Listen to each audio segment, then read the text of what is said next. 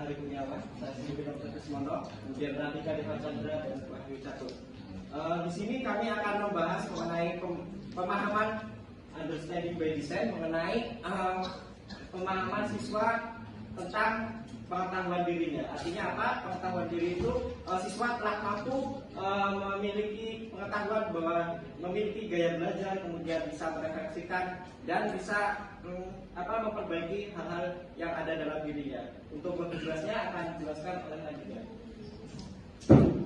Baik, ini terkait dengan pembahasan kami di LMS, yaitu jika siswa dikatakan telah memahami suatu masalah belajar apabila siswa memiliki pengetahuan diri dengan menunjukkan kesadaran metakognitif, memahami gaya pribadi, prasangka, proyeksi, dan kebiasaan pikiran yang membentuk pemahaman siswa sendiri.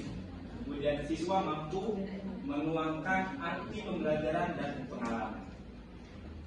Nah, yang pertama, di sini ada aspek memiliki pengetahuan diri. Nah, peserta didik ini dapat dikatakan memiliki pengetahuan diri itu apabila yang pertama menunjukkan kesadaran metakognitifnya, kemudian yang kedua memahami gaya pribadi, prasangka, proyeksi, dan kebiasaan pikiran yang membentuk pemikiran siswa tersebut. Kemudian yang ketiga itu merenungkan arti pembelajaran dan pengalaman.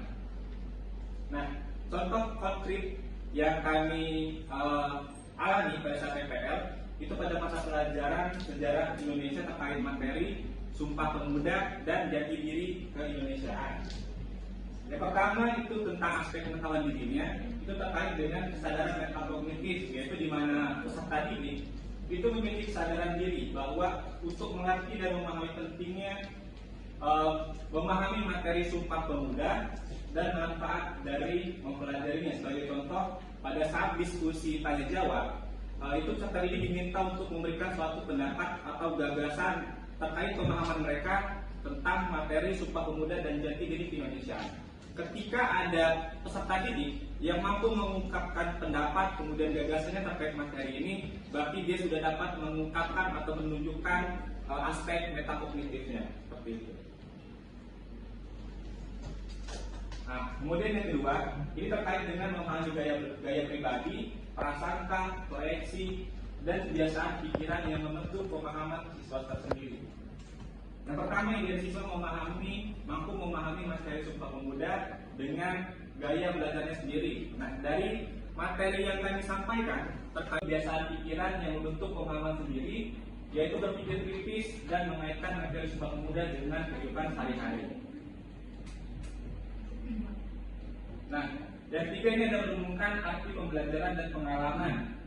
Siswa dapat memahami dan mengimplementasikannya dalam kehidupan sehari-hari. Nah, jadi terkait dengan merenungkan arti pembelajaran dan pemahaman, ini artinya adalah peserta didik ini merasa tidak sia-sia mereka telah mempelajari materi Sumpah Pemuda, yang mana di materi ini terdapat nilai dan makna yang terkandung di dalam Sumpah Pemuda. Artinya dengan mempelajari materi ini, siswa dapat memberikan atau mengimplementasikannya dalam bentuk kehidupan sehari-harinya. Sebagai contoh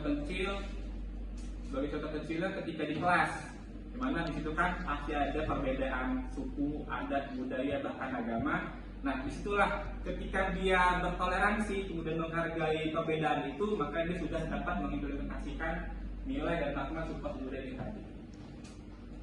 Kemudian ada juga contohnya seperti cinta bangsa dan air, semangat gotong royong, semangat persaudaraan, dan nilai persatuan.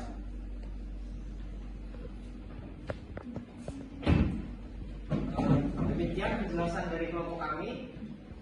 Yang disampaikan terkait dengan Sumpah Pemuda, peserta didik itu dapat mengetahui ataupun memahami gaya belajarnya mereka sendiri. Jadi misalkan ada siswa yang mempunyai gaya belajar visual, itu mereka memahami materi Sumpah Pemuda itu dengan membaca, kemudian dengan melihat buku dan lain sebagainya secara visual yang dapat mereka lihat. Kemudian ada juga siswa yang dengan memahami materi ini itu dengan cara melihat tayangan video. Artinya dia mempunyai gaya belajar yang audio visual.